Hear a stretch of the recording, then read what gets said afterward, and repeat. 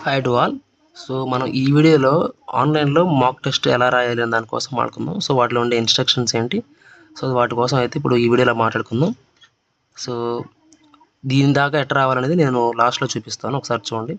ఇప్పుడు వచ్చేసి ఇక్కడ చూడండి, మనకి మీరు ఎగ్జామ్కి వెళ్ళిన తర్వాత మీకు సేమ్ అయితే మీకు ఎగ్జామ్ ఎట్లా అయితే మీరు రాస్తారో ఇక్కడ కూడా మనకి అట్లాగే ఉంటుందన్నమాట.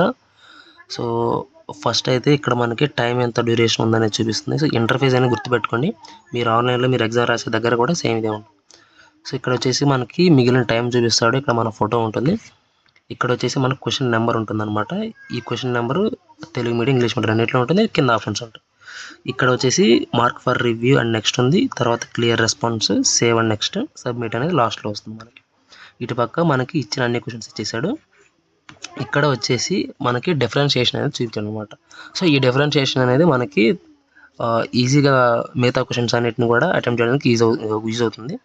ఒకసారి చూడండి, ఇక్కడ గ్రీన్ కలర్లో కనుక క్వశ్చన్ నెంబర్ కనుక ఉన్నట్లయితే ఆ క్వశ్చన్ అనేది మనం ఆన్సర్ చేసినట్టు, రెడ్ కలర్లో ఉంటే ఆ క్వశ్చన్ మనం ఆన్సర్ చేయనట్టు, వైట్ కలర్లో ఉంటే ఆ క్వశ్చన్ మనం ఇంకా విజిట్ చేయలేదని అర్థం. అదే కనుక వైలెట్ కలర్లో కనుక ఒక క్వశ్చన్ నెంబర్ ఉన్నట్టయితే దాన్ని మనం మార్క్డ్ ఫర్ రివ్యూ పెట్టుకున్నట్టు అనమాట. సో అదేంటంటే ఆ క్వశ్చన్కి సంబంధించి ఆన్సర్ అనేది మనకు తెలియకపోయినా, కొంచెం డౌట్గా ఉన్న, ఈ రెండింటికి మధ్యలో ఉంటే పోని దీనికి మనకు ఆన్సర్ తెలుసు, కాసేపు అయిన తర్వాత కొంచెం ఆలోచించి దీనికి ఆన్సర్ మనం పెట్టగలం అనుకున్న క్వశ్చన్ని మనం ఇట్లా రివ్యూ పెట్టుకుంటే తర్వాత మనం ఆ క్వశ్చన్ నెంబర్ మీద క్లిక్ చేస్తాం. వైలెట్ కలర్ మీద క్లిక్ చేస్తే మనకి ఈజీగా క్వశ్చన్ అనేది వచ్చేస్తుంది, దాన్ని మనం అటెంప్ట్ చేస్తాం. అందుకనేది మనకి ఈ వైలెట్ కలర్ ఆప్షన్ అనేది యూజ్ అవుతుంది అనమాట, మార్క్ ఫర్ రివ్యూ అనే ఆప్షన్. కింద వచ్చేసి మార్క్ ఫర్ రివ్యూ, అట్లాగే మనం ఈ ఆప్షన్ ఏంటంటే mark for review violet colour మీద గ్రీన్ కలర్ డాట్ ఉంది చూసారా, ఇదేంటంటే సేమ్ ఇందాక మనం ఎట్లయితే మార్క్ ఫర్ రివ్యూ పెట్టుకున్నామో అది ఒక పర్టికులర్గా ఇక్కడ ఒక ఆప్షన్ సెలెక్ట్ చేసుకొని ఎంటర్ చేస్తే మనకి అట్లా వస్తుంది అనమాట. అంటే మనం సెలెక్ట్ చేసుకుని ఈ పాయింట్ ఉంది, మనం ఫస్ట్ ఆప్షన్ పెట్టాం, ఫస్ట్ ఆప్షన్ కరెక్టా కాదా అని వచ్చి తర్వాత వచ్చి అంటే ఎగ్జామ్ అయిపోయిన తర్వాత ఒకసారి మళ్ళీ రివ్యూ చేసుకోవడం కోసం డౌట్గా ఉన్నట్టయితే ఆప్షన్ని అప్పుడు మనకి ఇలా చూపిస్తుంది అనమాట. ఈ ఆప్షన్ని క్లిక్ చేసి దాన్ని మన తర్వాత చెక్ చేసుకోవడం కోసం మార్క్ ఫర్ రివ్యూ కనుక క్లిక్ చేసినట్లయితే మనకి ఈ విధంగా చూపిస్తుంది. అర్థమైందా? సో ఇది గుర్తుపెట్టుకోండి, ఈ ఆప్షన్ మీరు తర్వాత వచ్చి రివ్యూ చేసుకుంటారు, ఓకేనా. అదే ఇప్పుడు ఈ క్వశ్చన్ సెకండ్ క్వశ్చన్ ఉంది, సెకండ్ క్వశ్చన్కి ఆన్సర్ మీకు తెలియదు. సో సెకండ్ క్వశ్చన్ని సేవ్ అండ్ నెక్స్ట్ కనుక క్లిక్ చేస్తే థర్డ్ క్వశ్చన్ వస్తుంది. సో మీకు అప్పుడు సెకండ్ క్వశ్చన్ అనేది మీరు ఆన్సర్ చేయలేదు కాబట్టి మీకు రెడ్ కలర్లో ఆన్సర్ అనేది చూపిస్తుంది, అర్థమైందా. తర్వాత ఇప్పుడు థర్డ్ క్వశ్చన్ ఉంది, థర్డ్ క్వశ్చన్కి మీకు ఆన్సరు ఇది అనుకున్నారు కానీ అది డౌట్గా ఉంది మీకు.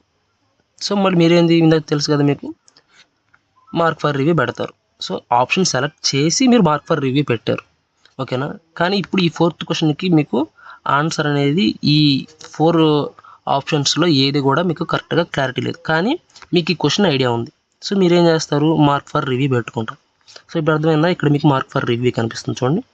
సో ఇది మార్క్ ఫర్ రివ్యూ క్వశ్చన్కి పెట్టుకున్నట్టు, ఇది మార్క్ ఫర్ రివ్యూ పర్టికులర్ ఆప్షన్కి పెట్టుకున్నట్టు, ఓకేనా. సో ఈ డిఫరెన్షియేషన్ అనేది మీరు గుర్తుపెట్టుకోండి, మీకు యూజ్ అవుతుంది. సో ఇక్కడ చూడండి, మీకు ఇప్పుడు మీరు ఒక్క క్వశ్చన్ కూడా ఆన్సర్ చేయలేదు, ఓకేనా. సో ఇప్పుడు ఈ క్వశ్చన్ నెంబర్ 5 ఉంది, 5కి మీకు ఆన్సర్ ఏ, మీరు 100% షూర్గా ఉన్నారు ఆన్సర్ ఏ అని. సో మీరేం చేస్తారు, ఏ మీద క్లిక్ చేస్తారు, సేవ్ అండ్ నెక్స్ట్ కొడతారు.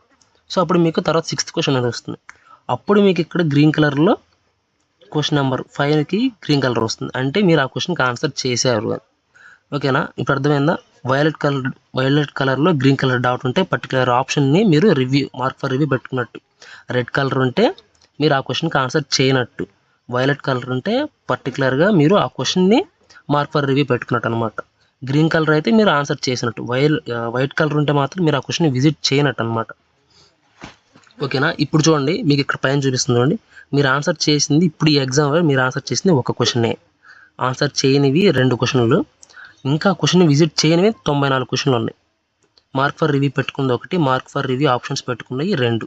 సో ఇవి ఏంటంటే మార్క్ ఫర్ ఒక ఆప్షన్ సెలెక్ట్ చేసి మార్క్ ఫర్ రివ్యూ పెట్టినా కానీ మీకు లాస్ట్లో దాన్ని కన్సిడర్ చేస్తారు ఆ ఆప్షన్ని, ఓకేనా. ఇది గుర్తుపెట్టుకోండి, మీకు ఎగ్జామ్ అయిపోయే టైం కల్లా మీరు చేయాల్సింది ఏంటంటే ఇక్కడ ఇది గ్రీన్ కలర్ ఏదైతే ఉందో ఇక్కడ 1 ఉంది కదా, 100 బిట్స్ కూడా ఆన్సర్ చేయాలి, గుర్తుపెట్టుకోండి. ఎందుకంటే మీకు నెగిటివ్ మార్కింగ్ లేదు కాబట్టి మీరు 100 బిట్స్ అనేది అటెంప్ట్ చేయండి. దీనికి సంబంధించినటువంటి స్ట్రాటజీ కోసం అట్లాగే ఒక టైం మేనేజ్మెంట్ కోసం నేను ఇంకొక వీడియో చేస్తాను. మీరైతే మాత్రం ఇప్పుడు గుర్తుపెట్టుకోండి, 100 బిట్స్ అనేవి మీరు అటెంప్ట్ చేయాలి ఎగ్జామ్. సో మీకు ఈ ఇంటర్ఫేస్ అని అర్థమై ఉంటుంది అనుకుంటున్నాను.